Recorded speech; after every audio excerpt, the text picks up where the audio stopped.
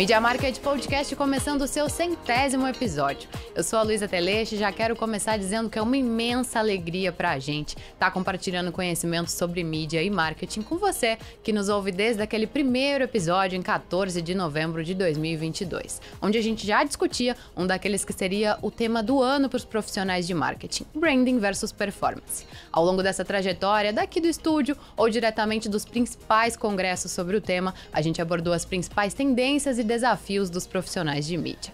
Levar conteúdo relevante diretamente para você, aprender a planejar a mídia de forma mais assertiva é cumprir o nosso propósito. E é isso que nos enche de satisfação para seguir rumo ao episódio 200. Antes de apresentar o convidado do dia, eu gostaria de agradecer a todos os líderes de marketing e profissionais de agência que a gente já recebeu aqui. Sem vocês dispostos e disponíveis a compartilhar as suas vivências, os erros e os acertos, nada disso seria possível. Então, fica aqui o nosso muito obrigada. Agora sim, dando início ao episódio, ao meu lado, nosso diretor de Digital e Inovação, Gê Oliveira. Bora para mais um? Bora! E esse super especial. Primeiro, parabéns, Luísa. Obrigada, imagina. Eu participo de alguns, devo ter participado, acho que de uns 50, provavelmente, mas tu tá aqui desde o início. Parabéns pela condução do podcast. São 100 episódios, não é pouco, né? 100 grandes líderes de marketing do nosso estado. E tá aqui pro 100º com uma pessoa muito especial, pra gente é um motivo de muito orgulho. É verdade, uma honra. E tu sabe que quando eu fui passar essa abertura, eu me arrepiei inteira, quase chorei. Passei umas 3 vezes aqui pra não passar vergonha na frente do presidente do Grupo ND, Marcelo Petrelli. Seja muito bem-vindo ao Media Market Podcast. Vocês pensam que vocês estão nervosos? Não, a gente está nervoso. Até pela responsabilidade. Luísa, primeiro, bom dia para você, para o Jean e para o André também está aqui, a Tami está conosco. Mas assim, 100 podcasts, né? Você falou novembro de 2022, são praticamente 12, 3, 5, são 17 meses, né? É verdade. É muita coisa, é muito chão. Acho que esse projeto, quando começou aqui na empresa, a gente sabia que era necessário, que era o momento, e a gente sabia que tinha um desafio enorme pela frente, né? E eu acho que o desafio foi vencido, né? Foi. O Media Market realmente é um produto maravilhoso, ele se expôs no mercado, ele se apresentou, ele circulou, ele se movimentou, ele interagiu, né? Porque não só o aspecto do podcast, mas fisicamente, né? Então isso Sim. é muito fundamental, né? As pessoas, eu pessoalmente acredito muito na questão do palpável, né? A gente tem que estar muito envolvido no palpável, no enxergar, no tocar, eu acho que a nossa empresa ela está muito bem por conta de que o home office, né, a gente teve naquele momento a dificuldade, mas a gente entendeu que no fundo é trabalhar junto mesmo, né? Sim. Um está olhando para o outro, está conversando, resolvendo as coisas, criando, né? E também perguntando, questionando, apontando. Eu acho que isso faz um movimento, uma energia muito grande, né? Então, parabéns, Luísa, pelos 100 podcasts, né? Parabéns aí, tá? Eu tô super feliz de verdade. Ô, presidente, o senhor é multifacetado, é empresário, é jornalista, tem muitos negócios e, obviamente, o podcast aqui, se ele não fosse direcionado, daria pelo menos umas 3 horas de tanta coisa que a gente tem para falar.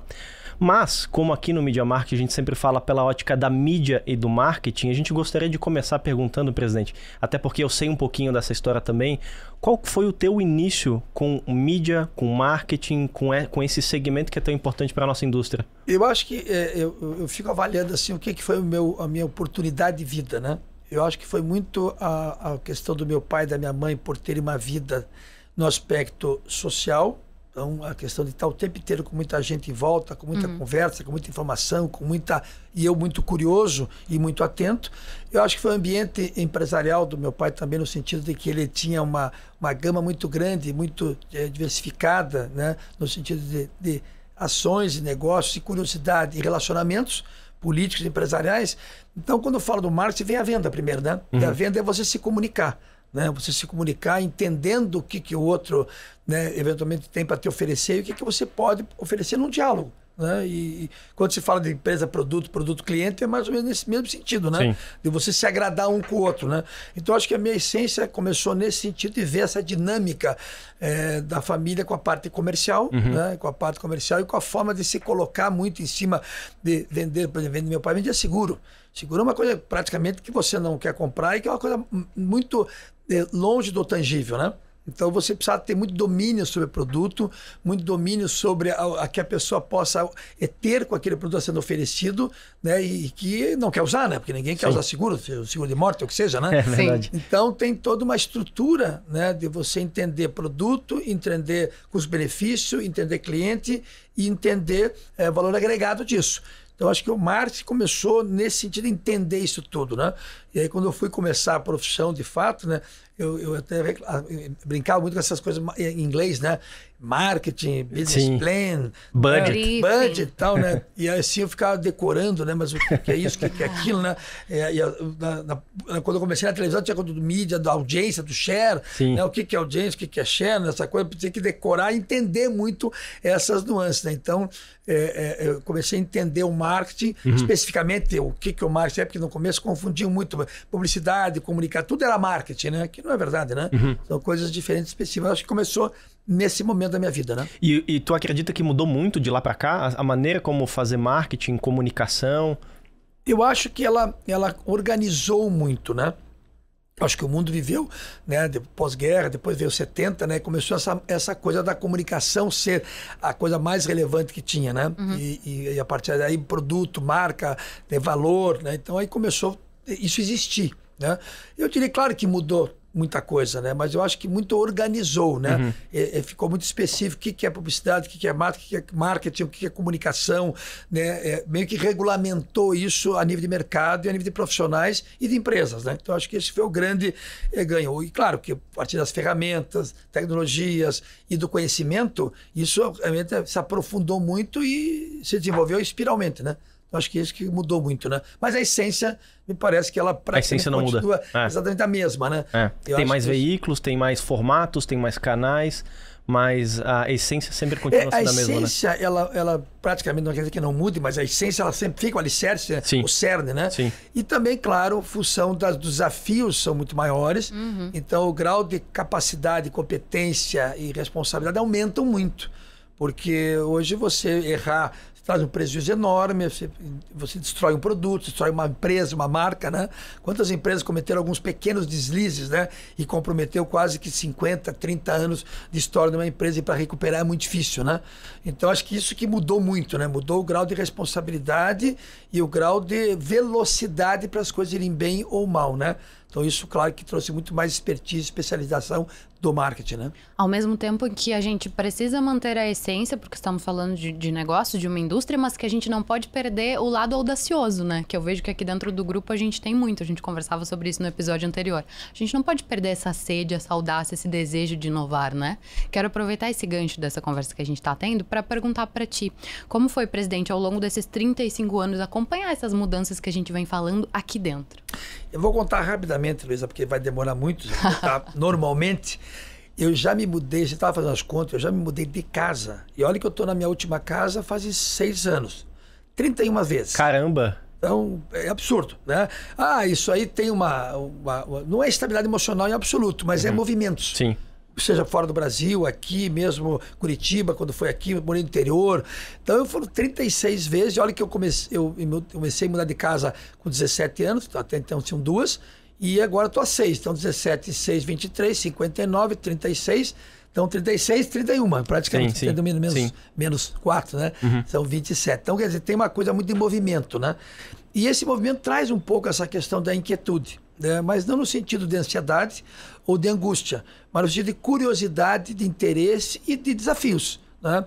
Então, quando a gente começou lá atrás a comunicação, a gente acreditava, era um negócio que tinha uma alta visão, porque quem fundou, meu pai e minha mãe, eu sempre gosto de colocar muito pai e mãe, porque o casal, o companheiro, o parceiro, seja casal de qualquer forma, né, tem a questão da aliança que tem e que cada um contribui para que você possa construir empresarialmente por conta de ter outro suporte. Então, você não pode dizer que o homem fez sozinho, né? Então, tem muito disso. E eu acho que esse contexto de que eu sempre tive essa vontade de olhar um negócio diferente, sempre acreditei que a comunicação podia ser uma coisa muito maior do que quando nós começamos, e eu sempre tive muita curiosidade de avançar em várias áreas. Então, a televisão, a gente que foi aqui, é um fato muito importante, hoje fala muito em regional, mas quem começou o regionalismo no país fomos nós. Quando a gente olhou Chapecó, e Chapecó, ela lia o Correio do Povo e lá o Zero Hora, torcia pro Inter e o Grêmio, tinha nada com Florianópolis.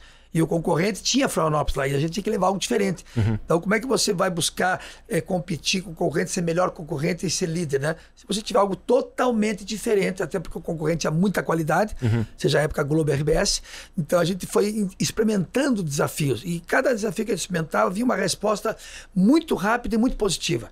Isso nos deu cada vez mais coragem, cada vez mais disposição, e é importante considerar, porque eu me lembro que a gente sempre trabalhava muito com a equipe, né? E hoje não é diferente. Aqui com o Jean, diretor, né, digital nosso, e você, Luiz, liderando toda essa questão, Luiz, a questão do podcast. Então a gente sempre acreditou muito na equipe e sempre defendeu de uma forma de convencer, né, os passos que a gente dava, e a gente sempre sentiu muita unidade da equipe, né? Decidiu, vamos todo mundo junto, remar junto. A nossa empresa nunca teve aquela coisa assim de fofoca de corredor, segundas intenções, opiniões diversas, sempre teve muita discussão, e hoje mais do que nunca, né? Muitas discussões, muitos embates, porque hoje tem uma equipe extremamente qualificada de diretoria, de gerências, né? Os líderes da empresa, né? Mas a gente sempre sentiu que foi um corpo muito unido, uma equipe muito unida. E aí, claro que a gente, né, fez muitos movimentos diferentes e novos, e continuamos nessa provocação de querer cada vez mais. Só que hoje a gente está ouvindo mais os outros do que decidindo, né? Porque hoje o universo é um universo totalmente diferente do que aquilo que a minha cabeça, a minha experiência e a minha capacidade de armazenar mais coisas, né? Porque eu tenho meus limites também, e com 60 anos você quer viver um pouco, né? Então, quer dizer, como é que eu vou aprender? Merecido, né? Sem dúvida, como é que eu vou aprender essas coisas novas, né? Eu tenho que dedicar muito tempo, eu também não estou muito disposto a Até pelo tamanho da empresa, né, presidente, que hoje a gente está, né? Sim.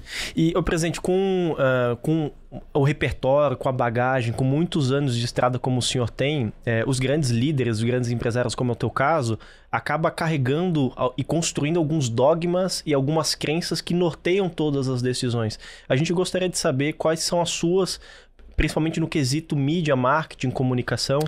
Eu queria falar de outra coisa também importante. Quando eu falei das residências, eu já fiz vários movimentos de negócio, né? Rapidamente aqui, posso? Conta, compartilha, porque a gente estudou isso ontem e eu quero que a nossa audiência também saiba. Eu comecei consertando prancha de surf para ganhar um dinheirinho, né? Isso quando falando com esse econômico, eu estou falando do kart ou do esqui, o que seja. Sim. Aí eu plantei, eu já fui plantador de cebola, agricultor de cebola, de feijão, de batata, arroz do Mato Grosso. Depois eu montei uma empresa de educação ambiental com a minha irmã. Depois eu tive uma confecção, uma tecelagem, loja também. Depois eu tive hotelaria, depois eu tive a parte de restaurante e bar. Então, muita coisa, né, esteve presente na minha vida no sentido profissional. E eu sempre falava o seguinte, tudo é meio igual um carrinho de pipoca, né? Você precisa cuidar de onde compra o milho para pipoca, qual é a tua estrutura, qual é o ponto que você bota o teu carrinho de pipoca, como é que você atende o teu cliente, como é que se entrega o teu produto. Então, tudo tinha uma certa... Tudo tem uma... Quando você fala de dogmas, né? Então, voltando para a tua pergunta, eu acho que tem muita... primeiro, a sensibilidade. Eu acho que por conta de tudo isso, eu me tornei uma pessoa muito sensível e muito na percepção dos movimentos. Então, eu me sinto uma pessoa bastante preparada para perceber de uma forma, às vezes, claro, com conhecimento, com leitura, com entendimento, mas muito com a percepção por esses movimentos que eu faço, de ser bem atento, né, nas coisas que estão acontecendo, seja lá fora, aqui, e perceber as oportunidades. Então, esse é um dos dogmas que eu tenho. Outro dogma que eu tenho é a questão de você trabalhar muito por conta daquilo. Né? Nada de que você possa acreditar naquilo que você faz, acreditar nos pontos que você quer se movimentar, trabalhar muito por conta disso e entender que se eles estão errados, você tem que ter rapidamente a humildade e a disposição de ou abandoná-los ou corrigi-los, né? Outro dogma que eu tenho é estar muito atento, né? De estar ouvindo as pessoas e vendo o que elas estão fazendo à sua volta e poder copiar e melhorar. Eu acho que é nesse sentido, né? Então eu sou muito voltado, eu considero que eu tenho duas características minhas muito, que é ser um operário, me considero um operário e tenho muito orgulho disso, de botar a mão na massa, barriga no balcão, pé na lama, né? E também a questão de ser uma pessoa que eu sou um homem de venda. Eu gosto muito disso, né? Tem a área da empresa que tem a administração das partes mais meios, né? A gente tem a obrigação de prestar atenção da área jurídica, da área financeira, da área administrativa, da área de recursos humanos, né? Por conta de que as pessoas acabam esperando um pouco você dar o tom, né? Então, se você não se preocupa também com essas áreas, você atrapalha a empresa, né? Por mais que tenham profissionais altamente qualificados. Mas a área de mercado, de cliente, de expansão, de inovação, no sentido de ouvir você, principalmente o Jean, é uma área que me traz mais o meu perfil. Né? E tem uma hora que você precisa se entregar um pouco para o teu perfil, né? E não dá para debater muito isso, né? Perfeito, perfeito. E, presidente, a gente já, então agora com o senhor, completamos 100 episódios gravados com 100 grandes líderes de marketing, predominantemente do Estado. Teve algumas figuras grandes, inclusive, que a gente teve a oportunidade e o prazer de conversar aqui, mas a grande parte foi do Estado. Como que tu enxerga o nosso material humano de competência instalado aqui de Santa Catarina? Olha, isso é uma pergunta interessante pelo seguinte, na hora que você tem, né, o Estado eu avalio que ele tem umas características, mas uma delas que eu falo com muito valor, além do cooperativismo integrado, desenvolvimento regional autossustentável, diversificado, né, e regional, você tem o sistema CAF, né? O sistema CAF, você faz o que você tem municípios hoje com 12 mil habitantes que tem universidade. Sim. Então, você quando em outros estados, você vai para a capital se formar, você não volta para o interior de onde você nasceu para desenvolver. Dificilmente, né? Dificilmente. Até porque a qualidade de vida, os interesses, começa a fazer uma vida melhor ali, né? Quando você está no interior e se forma ali pertinho, você fica no interior, porque tem qualidade no interior. Depois do advento do satélite, né? Aí você tem o satélite, depois tem a internet, e você só não tem a vida cultural física nessas cidades. Mas você tem tudo que você tem numa cidade pequena, você tem uma cidade grande. Em relação à comunicação que te permite você ter o mundo à tua disposição, seja lá o cá. E essas pessoas se formaram e lá ficaram. E aí foram bons engenheiros, arquitetos, advogados, médicos, e aí que você tem empresários e empreendedores. Então você tem empresas que têm cidades pequenas, empresas de bilhões e que vendem para o Brasil e para o mundo, e que são reconhecidas como produto de qualidade para o Brasil e para o mundo, né? Então, a primeira resposta está aí, né? Você tem uma qualidade empresarial, aí vem a história dos donos, né? Que é o Estado tem os donos. Sim. E o dono da empresa... Isso faz uma diferença. Total, porque ele tem uma responsabilidade com a sua empresa diferente, com a sua estrutura do seu entorno, onde o seu colaborador vive e com a perpetuação do seu negócio. Sim. Então ele trata diferente todo o contexto do seu stakeholder, todo o contexto ele trata diferente, né? Não é o executivo que está lá por meta, né? Ele está lá por projeto de longo prazo, né? Com responsabilidade até de ser julgado no seu deixar esta vida, né? Quer dizer, qual o legado que ele construiu? Qual o legado que ele deixou no sentido empresarial, social, humano, ambiental e assim por diante, né? Então tem uma riqueza monstro. Então a qualidade que o catarinense tem nesse quesito de empreender, construir uma empresa, desenvolver um produto, um serviço e levar... E aí vem a história seguinte, né? Como é que eu consigo ter um produto e o nome de uma empresa caracterizado com um diferencial para o mundo? Tem que ter muita qualidade de marketing e qualidade de comunicação. Posicionamento. Então o empresário disse, antigamente o perfil do empresário era financeiro, né? De mais de décadas para cá, o perfil está muito voltado para a área comercial e para a área de marketing de produto, né? De valor, né? De relacionamento e tal. Então, a matéria-prima catarinense é extremamente valiosa e competente por conta dessas duas características que eu entendo. E a resposta aí, né? Nas grandes empresas, produtos identificados no Brasil e no mundo. Claro que você tem profissionais de São Paulo, claro que eles vão buscar subsídios fora do país, né? Mas a essência dos executivos, a maioria catarinense, a maioria está aqui, seja que moraram, nasceram aqui ou porque fizeram a sua vida aqui. Então eu entendo o capital humano no nosso estado extremamente competente e rico, né? Não, e é impressionante, né, Luiz? A gente sempre falava ao longo dos episódios, às vezes uma empresa que ela não é do conhecimento público, pequenininha, numa cidade pequenininha e já está expandido para o Brasil inteiro. Muitas que vendem globalmente, que passaram por aqui, né, Luísa? Agora, a gente estava nesse papo aqui, eu lembrei da Unifique, que é ali de Brusque, se eu não me engano. A gente recebeu o Aldo aqui, foi um episódio super rico e justamente ele comentava, Luiz, a gente já está expandindo para o Rio Grande do Sul, já está ampliando o nosso leque de produtos e serviços e muitas dos clientes sequer sabem que eles estão localizados ali. Você veja, Luiz e Jean, o setor imobiliário em Santa Catarina, né? Você tem, claro, o setor imobiliário consolidado lá em Balneário, com as construtoras de Balneário, aí tem um pouco Itapema, aqui em Florianópolis, outros estados, em outras regiões. Mas você não tem o construtor de fora. As empresas de fora não conseguem estabelecer aqui. É verdade. Porque os daqui são muito qualificados, muito competentes e, claro, entendem do ponto, do produto, do cliente, do mercado, muito mais do que o de fora. Eventualmente, aquelas empresas com fundos nunca vieram. Você vê que na questão de varejo, nós estamos expandindo, com exceção do setor de farmácias, nós estamos expandindo, a Cassol indo para lá, é o Angelone indo para lá, o Bistec, é o Giasse, o Queires, quer dizer, nós antigamente, eu me lembro, quando era jovem, nós éramos o zero da BR-101. Adia muito isso, né? Essa piada é boa. E aí, hoje a gente vê que o catarinense está avançando nos dois estados do Paraná, e porque a Van, né? Vou esquecer de alguns aqui, mas quantas empresas de varejo estão indo para fora e com muito sucesso. Sim. Né? Então isso realmente tem um diferencial muito grande. E é por conta disso, né? E a gente sempre fala, inclusive, que isso é até um pouco da característica do próprio Sul, né? As grandes lojas de departamento do Rio Grande do Sul, do Paraná e de Santa Catarina são desses estados. Sim. As grandes construtoras são desses estados. Sim. Então as grandes redes nunca conseguiram entrar de maneira eficiente dentro do sul do Brasil, né? Sim. Claro, aí tem o valor, já conhece os terrenos, tem os terrenos, já compraram os terrenos. Perfeito. Então tem muita essa disposição, então à frente no aspecto da infraestrutura para esses setores. Mas é com certeza a qualidade. O catarinense ele tem colonização alemã e italiana. Claro que outras, austríacas, soriana e tudo. Mas briga-se muito que o italiano ele faz a igreja primeiro, depois o centro comunitário. O alemão faz centro comunitário primeiro, depois a igreja. Né? Mas são duas características de dois povos que vieram colonizar. Isso é interessante, porque no Nordeste o imigrante ele não veio colonizar, né?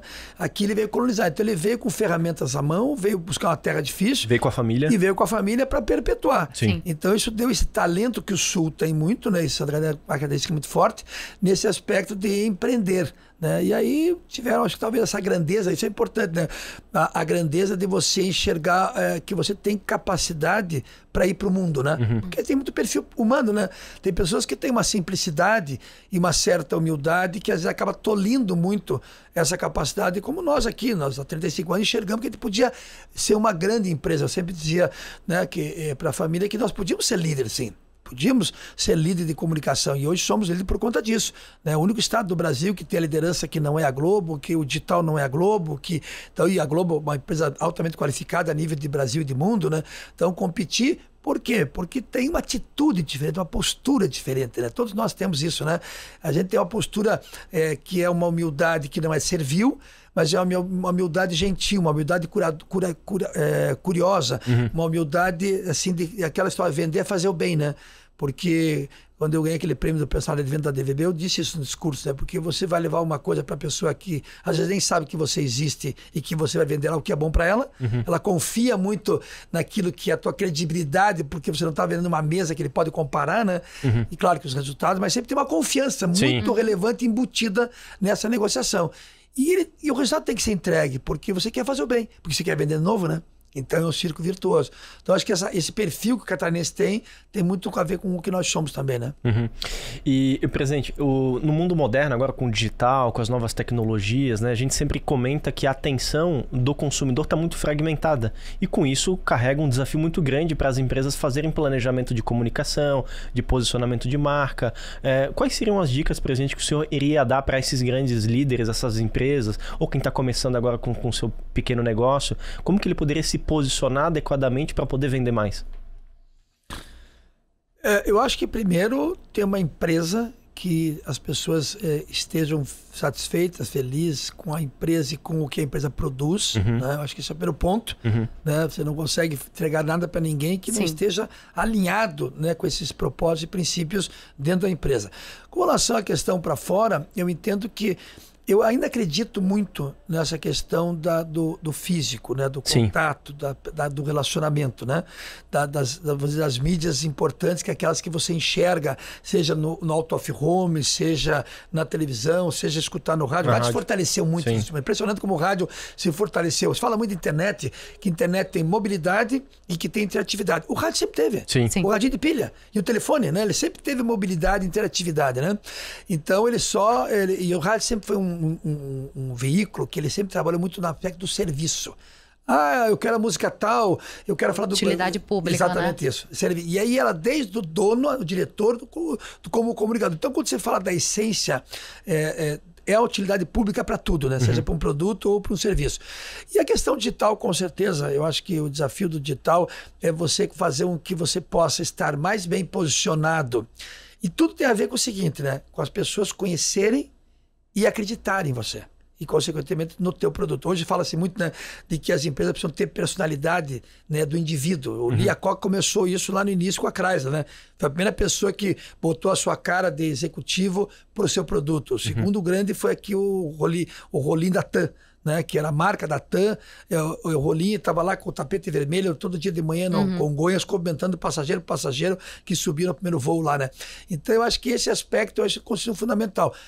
As redes sociais e o próprio meio digital, ele permite que você faça isso, e eu defendo que a gente faça de forma muito mais assertiva, muito mais dirigido do que plural, porque plural tem um desperdício muito grande, né? Perfeito. E muito você vê hoje muito contaminado, muita desconfiança, muito fake news, cada vez mais, né? Porque no meio lá você tem aquele de construir aquilo que não merece ser construído e destruir aquilo que não é, vamos dizer, justo que seja destruído, né? Então, eu entendo que tem um desafio muito grande. Então, eu acho que nesse sentido, eu acho que quanto mais qualificado esteja com as ferramentas, com a tecnologia e com os profissionais up-to-date neste universo que não é o meu, né, eu não tenho dúvida que o futuro está ali, principalmente. E falando de futuro, então já vou emendar essa. Eu já ia fazer essa pergunta. A gente, toda vez que eu falo de futuro, o futuro chegou. E ele ND. Pegou total na minha cabeça isso.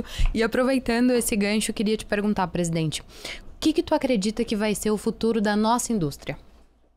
Nos teus estudos, nos eventos que tu tem participado, em conversas, o que tem despontado mais, assim? Bom, essa pergunta é aquela famosa de 1 milhão, né? Exato. Bom, quando você olha os Estados Unidos, por exemplo, que nós somos muito americanizados, o brasileiro tem muito perfil do americano, né? Seja no ser, no almejar e no produto, serviço e como ele consome, né? Então você vê que lá essa indústria ainda da televisão, do próprio jornal, né? Do jornal via digital também e também dos portais, esse modelo de comunicação editorial que nós temos, serviço editorial, a própria rádio é muito forte ainda, né? Muito forte. Eu acredito muito que isso tem... Quando se fala de futuro nos próximos 20 anos, 30 anos, né, para frente não dá para nem imaginar, né? Sim. Eu acredito que isso tem muita força ainda, né?